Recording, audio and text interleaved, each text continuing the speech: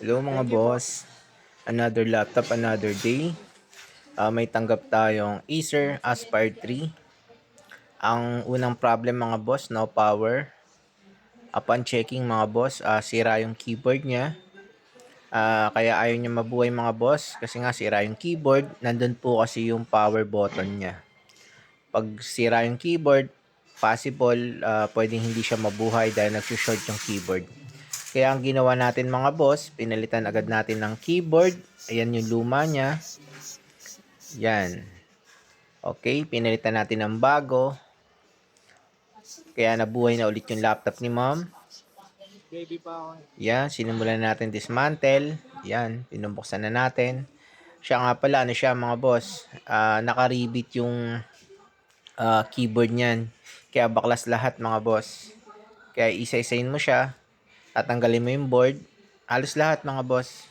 Battery, tanggal siya for safety. Yan, sinisimulan ko na.